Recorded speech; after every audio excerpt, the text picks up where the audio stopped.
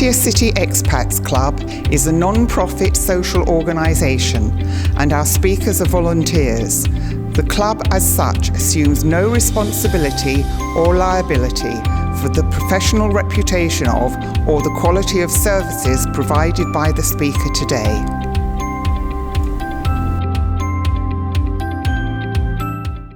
Inventions. So I'm not exactly sure what Stuart's talking on today, but it's going to be a reasonably long talk about inventions. I think I'm going to start a policy of people saying, I was emailing them and saying, how long is your talk? Have you timed it out? Because some of us were here when somebody stood on the stage and gave it was the main speaker, and he gave a 10-minute talk for the main speech, and we were like, oh, okay. But here's Stuart, who's given talks before, a wonderful inventor, and Stuart. Thanks, Ren. Good morning.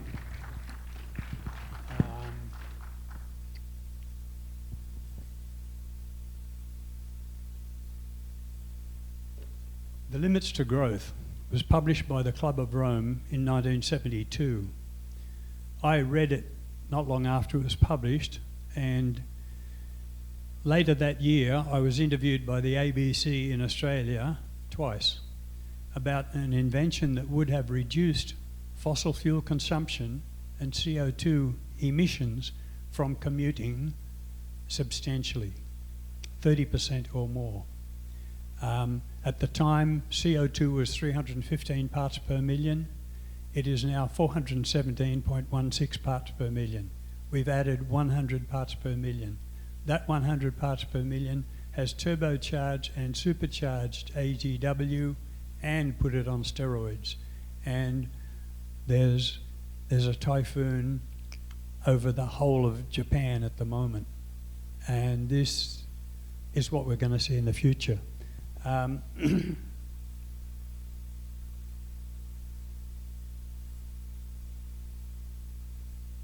There's our CO2 level measured at the top of Mauna Loa, Hawaii.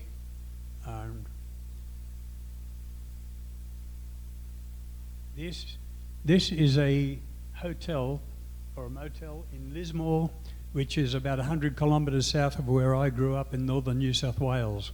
And this is the wall. And when I was a kid, we had major floods in 1954 and 1956. I can't remember the 54, I was only 3 years old. 5 years old, I can remember standing on the side of a road and just, like a sea of water going out to infinity, and I was about that big anyway. There are the flood levels marked on the side of the wall, and these are the flood earlier this year. And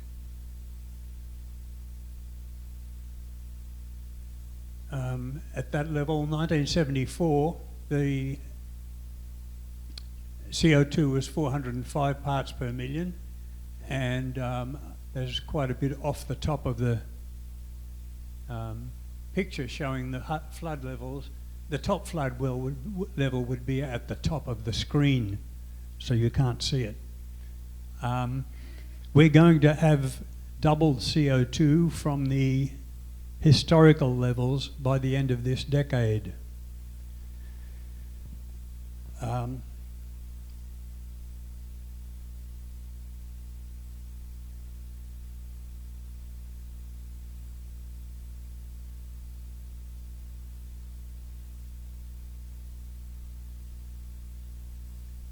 Yeah, nothing happened with my commuting invention. Those interviews never went to air. I don't know why.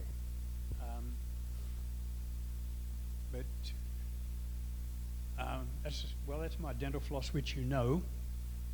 And I went to a dental exhibition.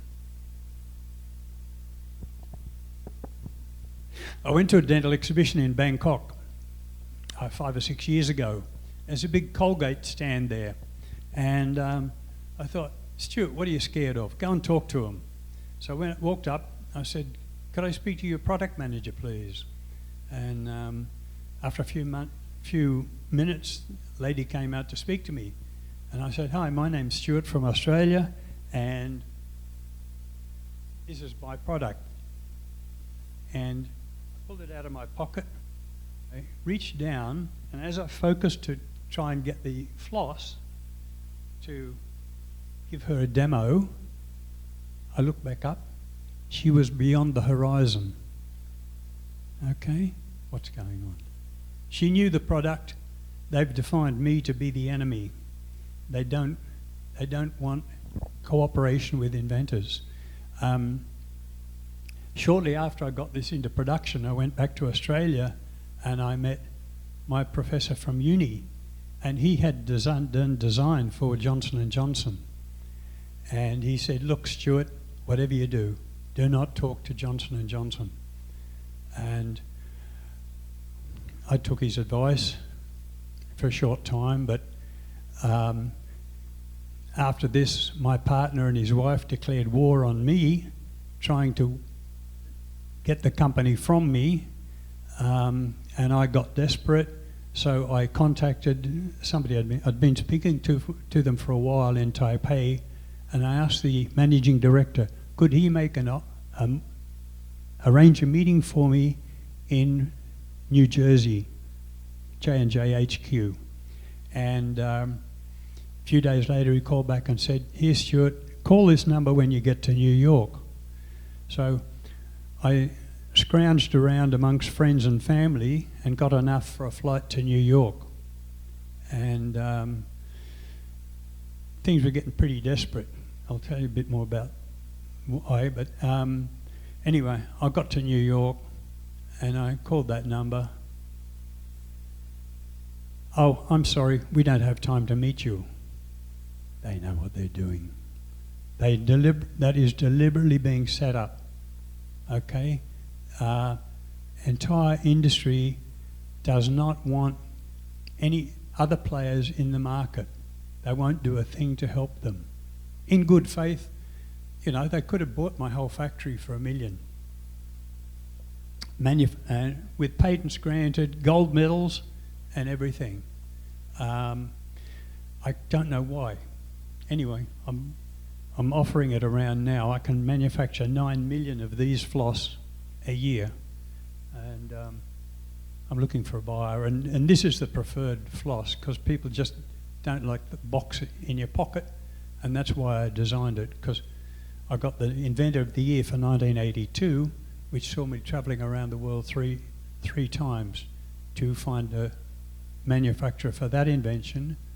I didn't find one, but I had that in my pocket, and I made a mental note: design a comfortable dental floss. I got kicked out of Taiwan for overstaying my visa, so I had to stay a few weeks with my brother-in-law in Shenzhen, just inside Hong Kong. Went to a supermarket and I bought all the dental floss they had, measured it up, sketched it, and I worked out that if I had something the size of a credit card and the thickness of a floppy disk, that I could fit 50 metres of nylon or Teflon floss in it. Eventually I got back into Taiwan, pulling a lot of strings, and then we made one sample using process called silicon moulding, and I took that sample to Watson's, and they ordered 1,000 pieces. So then we went to production. I'm not a good production guy. I'm looking for good production people. Some of you might have noticed that I'm not terribly functional. The reason is I have been profoundly depressed since 1988, because 1988 the European Patent Office stole my 1982 Inventor of the Year award winning invention. They said that as there are no technical impediments to its implementation, it is therefore not unobvious. Okay? Essentially they're saying, oh, but anybody could have thought of that. But you don't get Inventor of the Year awards, and you don't get selected for CES Design and Engineering Awards 1985 and 1987 for something just anybody could have thought of.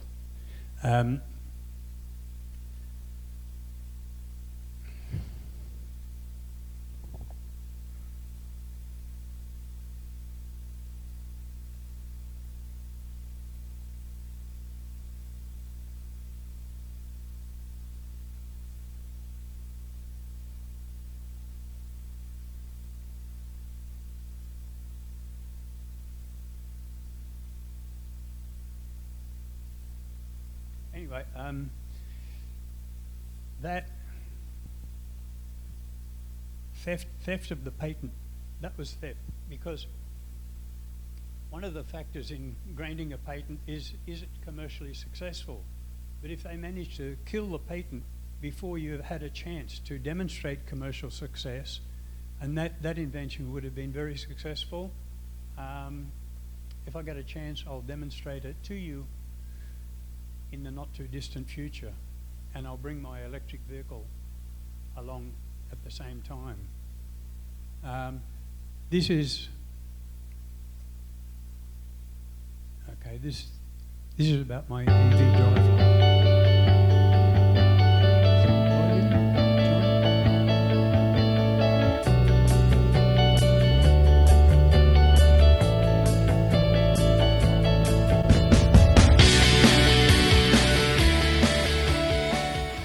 Good afternoon, ladies and gentlemen. My name is Stuart Saunders. I'm an Australian industrial designer and inventor. Many of my inventions have been automotive. I would like to show one of these to you now. LiveDrive, the brilliant invention from AsDesign, has the potential to revolutionise the motor vehicle and transport industries. LiveDrive provides exactly the same differential performance, but without the massive diff housing currently located in the middle of all standard drive axles. Because of this, LiveDrive is lighter, and it also uses fewer components such as axles, bearings and gears, and this provides increased efficiencies and performance in addition to increases in carrying capacity and range. The slim axle with no massive diff housing means that ground clearance is also maximised, with great advantages for off-road vehicles or vehicles for military applications. In heavy transport applications, weight savings are expected to be of the order of hundreds of kilograms or even tons for multi-drive axle heavy vehicles. This equates to an enormous increase in carrying capacity or tear for the same vehicle. Please take a moment to consider some of the other features, applications and benefits of LiveDrive.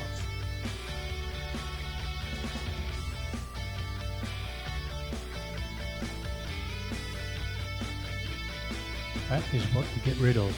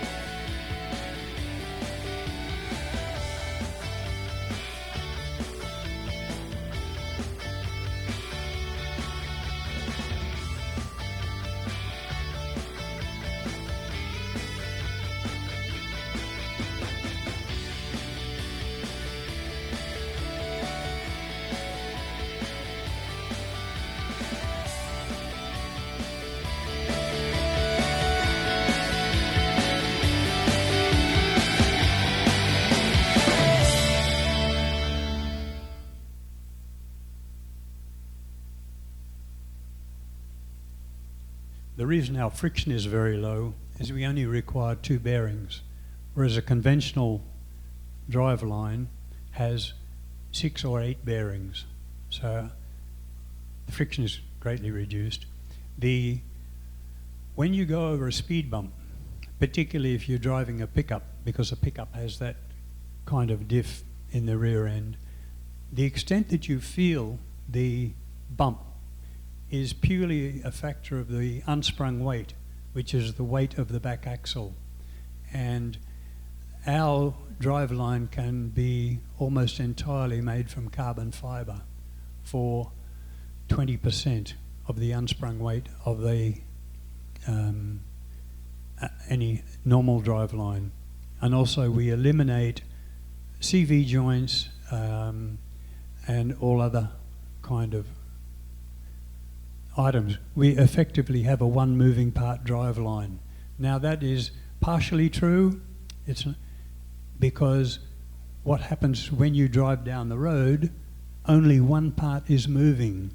When you go around a corner, some parts move inside, but only having that one part moving when you go down the road gives you that very low friction.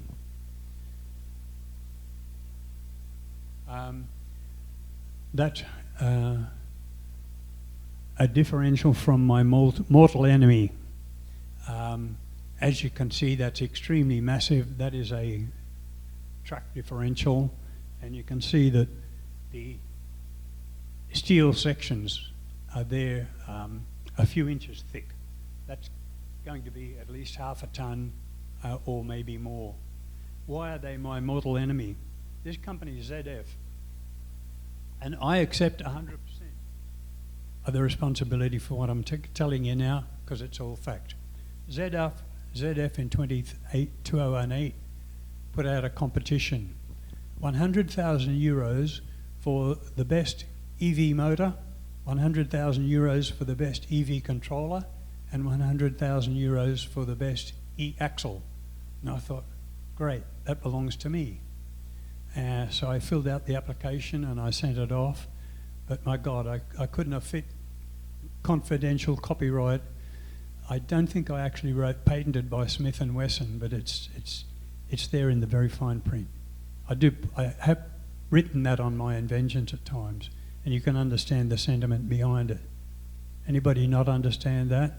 Patented by Smith & Wesson?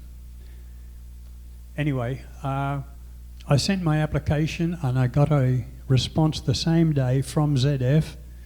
They're from a little town called it's called Friedrichshafen, and I call it ZF Friedrichshafen when I write it up. They can take me to court for that too.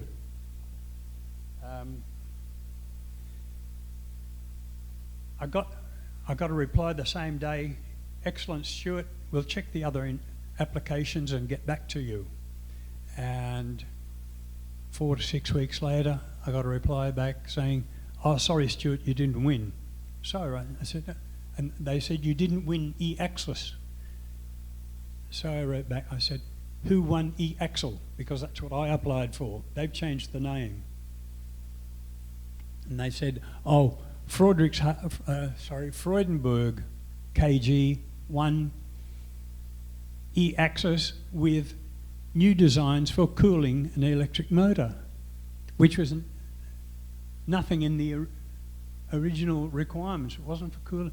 They had one classification which was EV motor, but there's nothing about cooling an EV motor. I applied for e-axle. They gave that award to Freudenberg for cooling an electric motor. Absolutely fraudulent. And my name is Stuart Saunders, STUART-SAUNDERS. I won't bore you with my phone number and that, but I contacted them in good faith. There is no good faith in intellectual property. The biggest mafia on the planet runs intellectual property. Okay? I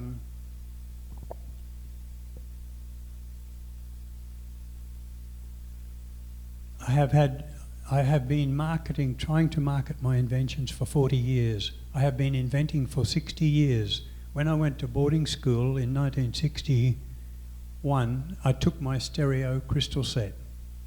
Okay, stereo crystal set, impossible. Yes, it is, and no, it's not. My crystal set provided full wave rectification half the power into one ear, half the power into the other.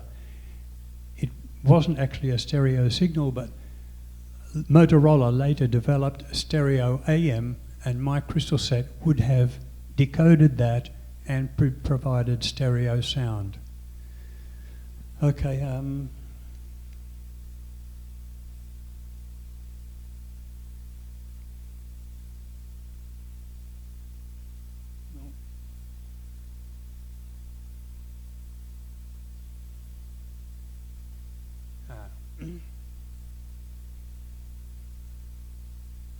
everybody know the Declaration of Human Rights. Everyone has the right freely to participate in the cultural life of the community. Part 2 there, everyone has the right to the protection of the moral and material interests resulting from any scientific, literary or artistic production of which he is the author. And I presume that also means she, but in this case, he's fine by me. Article 17, no one shall be arbitrarily deprived of his property. And the patent attorney industry have set up a lot of traps for you, and that, is it too simple? Could it be thought of by somebody else? In other words, obviousness. And mine was not obvious. It's now 40 years since I invented that. Nobody has come up with it, in spite of mine having been in the public domain quite a lot back then. And my point is, if we had a patent system, had I got a little bit of a reward from any of my inventions, I would have spent a lot of my last decades pushing that invention to cut CO2 from commuting. But what's the point? I don't get any response. A lot of people that saw it, some professors at Newcastle University said, that's the most significant document I've ever read. And that is sitting in my filing cabinet back in Australia. And what's the incentive for me to go and get it out and to publish it? I'd like to do that. The premise may not be 100% correct, but nobody's put a hole in it yet. But here I am 1,500 tonnes of CO2 negative over the last 10 years because I don't know if you know kaulam. Kaulam's the length of bamboo like that with the sticky rice cooked inside it. When I arrived here, my neighbour was cooking it directly under my window. When it's cooked the traditional way, they burn 250 kilograms of coconut husk. So there's soot, smoke, ash, everything coming in my window. Sometimes I could write my name in the floor. And I watched her do this for a while, and I got to know her, and I bought a 44-gallon drum from the scrappy, cut the top and bottom out, and I made a cooker for it. And that worked well, so then I got a length of a sheet of stainless steel. We cut it half lengthways, made a drum, and now my neighbour cooks in that. At the time we started, she'd been to the doctor, and the doctor said, "You've got an enlarged heart. Do you live with a smoker?" She replied, "No, I live alone, but I cook kaulam." She's now 85 plus, and she's still cooking kaulam twice a week, and that's a very arduous job, okay? There are 17,000 villages in Thailand, and many of those villages could use my cooker, and the cooker could pay for itself with the CO2 credits it could get, because when we cook with it, we use 2 kilos of gas, not 250 kilos of coconut husk. And I went to an exhibition not long ago, and I found a company that are able to supply biogas. So at the moment we've got 99% reduction from 905 kilograms down to 900 kilos of CO2 emitted per firing, and if we use the biogas, we will have 100% reduction. And then if we can somehow tap into carbon credits, then I would be able to provide the cooker to people who wanted to buy it. All they have to do is we work out how to share the carbon credit. They pay for it, and they will save 300 baht, 400 baht every time they fire, because they only need to buy 60 baht worth of gas instead of 300 baht worth of coconut husk. This is an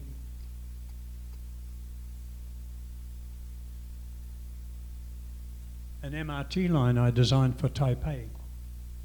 And this, if they put this line in, it would save about 3,000 tonnes of fossil fuel per day, because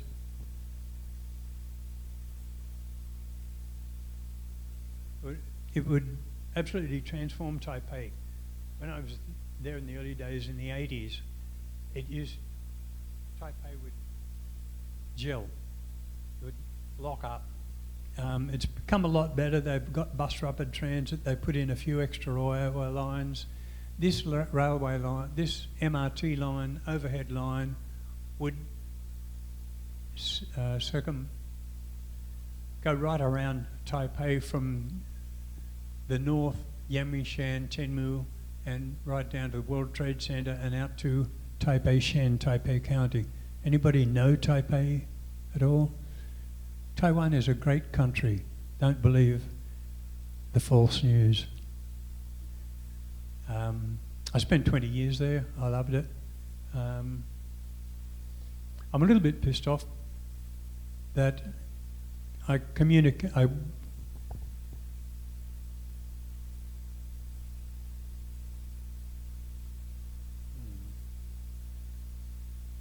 Stuart, Yep. I'm very embarrassed to do this, but I think we're going to have to do the second half of your talk next week, mate. Sorry about Okay, that. all Is right. that okay? Give me I'll just... Wrap this section up. Good on you. Here I am giving the President of Taiwan a copy of the plan. I never got a reply. 3,000 tonnes a day, and it would have absolutely transformed Taipei to a access paradise. And here I am giving the President of Thailand a proposal for renaming the addresses in Thailand, because at the time, if you took a taxi to Bangkok, you could end up driving around for a long time not being able to find the address that you've given, which is a correct address. Yeah, no, this is quite interesting. They named the buildings in the street in the order that they were built. So it was nothing to do with like systematic numbering along the street. So number 1 could be next to number 50 and stuff. It was quite ridiculous. But of course, Google Maps has helped a lot with that. So we're going to have more from Stuart, the second half of Stuart Inventor Journey soon. Sorry about that, Stuart. We've run out of time. No worries. Thanks, mate. Thank you. Thanks for coming.